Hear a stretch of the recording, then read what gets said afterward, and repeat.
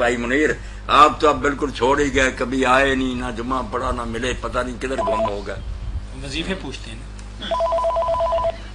جی مولانا، یہ وظائف جو آپ بتاتے رہتے ہیں تو 2-3 دن کے بعد لگتا ایسے ہے کہ ہمارا پروگرام اسلامی تعلیمات کے حوالے سے تو نہیں ہے، لوگوں کی مشکلات اور مسائل جیسے ڈاکٹر لوگوں کا ایک شعبہ ہے، ایسا کچھ بنتا جا رہا ہے۔ آپ حوصلہ شکنی کیا کریں، ان کو کہا کریں جمعرات کے دن ملے۔ جی السلام علیکم ورحمۃ اللہ۔ وعلیکم السلام مولانا صاحب، آپ تعمیت تحت آپ کو بہت السلام علیکم۔ وعلیکم السلام، آپ کو بہت زیادہ میں بہت دیر سے یعنی دل کا مریض ہوں اور سر میں ہر وقت میں درد رہتا ہوں، اس کے لیے آپ سے کچھ پوچھنا چاہتا ہوں کہ کیا کروں۔ آپ اگر کوئی دینی مسئلہ پوچھیں گے تو پھر آپ کو جواب دیں گے۔ یہ جو مسائل، بیماری، تندرستی، گھر میں ناچاکی، کاروبار میں بے برکتی، اس کا علاج ہمارے پاس نہیں ہے۔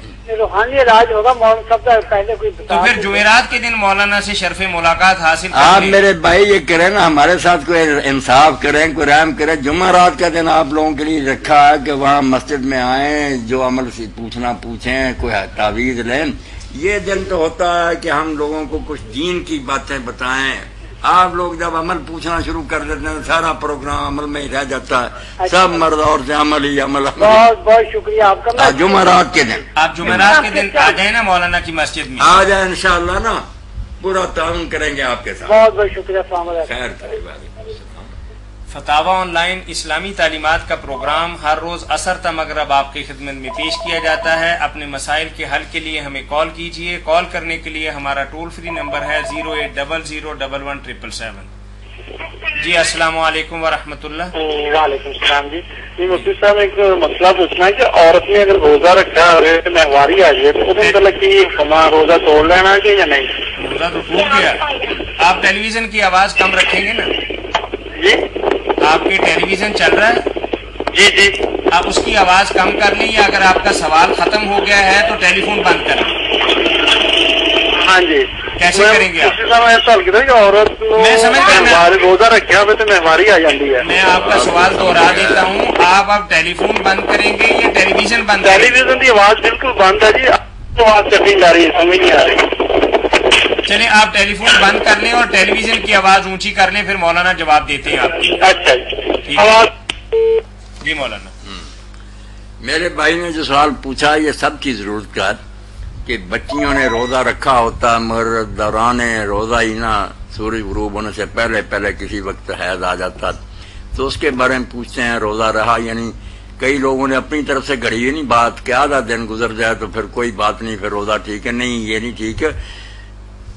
فجر کی اذان ہونے سے لے کر جب روزہ شروع ہوا سورج غروب ہونے تک ایک آنکھ جھپکنے کے برابر بھی پہلے حیض آ گیا، وہ روزہ شمار نہیں ہو، ختم ہو گیا روزہ۔ بالکل اس سے پاک ہونا ان کے لیے ضروری ہے، وہ روزہ بعد میں رکھنا پڑے گا۔ گناہ نہیں انہیں کوئی، مگر اللہ کی طرف سے بس روزہ نہیں رکھنا۔ ایک سسٹم ہے۔ جی السلام علیکم ورحمۃ اللہ۔ وعلیکم السلام انکل۔ جی بھائی۔ انکل مجھے پوچھنا تھا کہ اہل تشیع اور اہل سنت وہ کون سی ایسی وجہ ہے جس کی وجہ سے ہم کہتے ہیں کہ یہ لوگ اہل تشیع ہیں اور ہم لوگ اہل سنت ہیں؟ وہ کون سا ایسا فرق ہے؟ کیا وجہ کی ہمیں یہ کہا جاتا ہے کہ ہم لوگ اہل سنت ہیں اور یہ لوگ اہل تشیع ہیں؟ مجھے آپ سے یہ پوچھنا تھا۔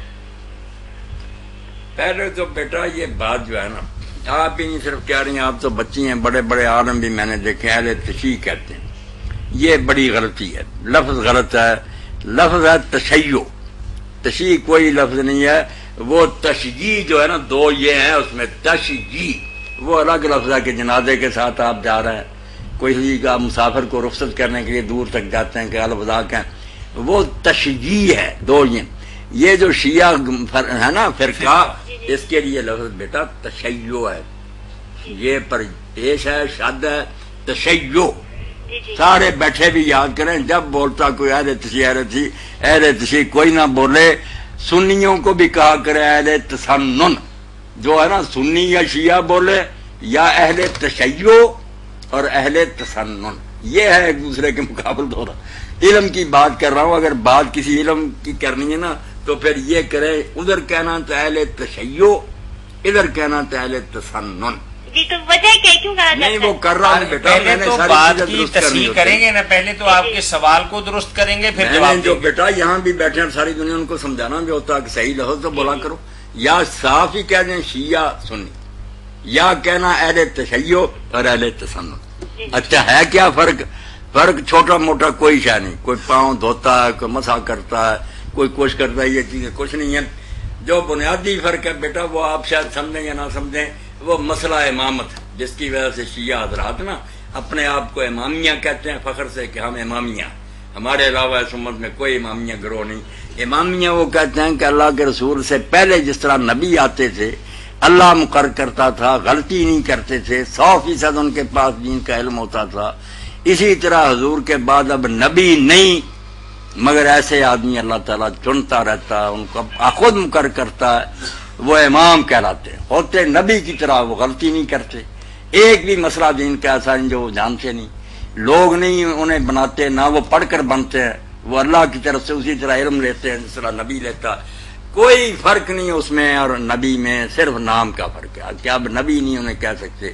یہ جو عام شیعہ حضرات ہیں وہ 12 کو کہتے ہیں کہ علی علیہ السلام سے لے کر امام المہدی تک 12 امام اللہ نے مقرر کی، اس لیے یہ امامیہ کہلاتے ہیں کہ جو ان کو نہیں پہچانتا، نمازیں پڑھے، تہجدیں پڑھے، وہ بالکل دوزخی ہے، جہنمی ہے، اس نے وقت کے امام کو ہی نہیں پہچانا، اس کی بات کیا؟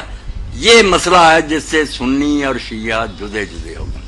سنیوں کا کہ حضور کے بعد ایسا کوئی امام نہیں، امام عالم بن کے جائے کوئی وہ اپنی طرف سے پڑھا تو ٹھیک ہے، اس کو امام کہہ دیتے ہیں۔ اللہ اب نہیں کسی کو نہ مقرر کرتا، نہ ایسا کوئی امام ہے کہ اس کو اللہ کی طرف سے علم ملتا ہو وحی باطنی سے، نہ کوئی غلطی سے پاک ہے۔ یہ بنیادی فرق مسئلہ ہے امامت کا ہے۔ جی شکریہ جی۔ وہ اپنے آپ کو کہتے ہیں ہم امامیہ ہیں، امام مانتے ہیں، یہ نہیں مانتے۔ اصلی بیٹا آپ سمجھ گئی ہوں گی، ماشاءاللہ پڑھی لکھی ہیں، مسئلہ پر اصلی ہے، باقی سب چھوٹے موٹے ہیں، کچھ بھی نہیں۔ وہ متا مانتے نہیں مانتے، یہ باتیں کچھ نہیں۔ کوئی عالم بزرگ وہ بھی کہتے آئے، ان میں جھگڑا کوئی نہیں۔ امامت کا مسئلہ جو ہے نا یہ بہت جڑ کی بات ہے کہ اگر امام ہیں کوئی ایسے تو سنیوں کو نے نہیں مانا تو واقعی یہ جہنم میں گئے پھر، یہ سارا کچھ ان کا برباد ہو گیا۔ اور اگر ایسے امام نہیں تو شیعہ غلط ہو گئے۔ امام کی بات ہے، باقی یہ چھوٹے موٹے مسئلے کوئی بات نہیں، پہلے سے چلے۔ جی جی السلام علیکم ورحمۃ اللہ۔ وعلیکم السلام۔ جی وہ ابھی میں نے کال کی تھی آپ کو، وہ صورت طلاق کے حاجی صاحب نے بتایا تھا، دوسری آیت وہ ٹکڑا میں نے نا لکھنا ذرا تھا، تھوڑا سا غلط ہو گیا، وہ ذرا آپ کو تکلیف دی ہے دوبارہ۔ جی میں بول دیتا ہوں، میں بول دیتا ہوں۔ 28واں پارہ سورہ طلاق۔ جی آپ نے ٹیلی ویژن کی آواز شاید اونچی کر لی ہے، آپ نے پھر بھول جانا ہے۔ آپ نے ٹیلی ویژن کی آواز اونچی کریں گے تو ہماری بات صحیح طریقے سے نہیں سن پائیں گے، یا ٹیلی فون سے سن لیں یا ٹیلی فون بند کر کے ٹیلی ویژن سے سن لیں، کیسے سننا چاہیں گے آپ؟ چلیں آپ جی ابھی بتا دیں۔ جی 28واں پارہ سورہ طلاق اور آیت نمبر دوسری مولانا نے بتایا کہ اس کا کچھ حصہ وَمَن يَتَّقِ اللَّهَ يَجْعَل لَهُ مَخْرَجًا، اور پھر اگلی پوری آیت مبارکہ، بس تیسری پوری۔ جی السلام علیکم ورحمۃ اللہ۔ وعلیکم السلام جی۔ جی وعلیکم السلام۔ ہیلو جی سن رہے ہیں بھائی، بولیے، آپ فرمائیے۔ جی مسئلہ یہ ہے کہ مجھے نا کوئی کام نہیں جی دعا کیجیے گا، آپ کے لیے دعا کریں گے انشاءاللہ، اللہ تعالیٰ آپ کو صحت دیں، شفا آپ کے دے، کاروبار میں برکت عطا فرمائے،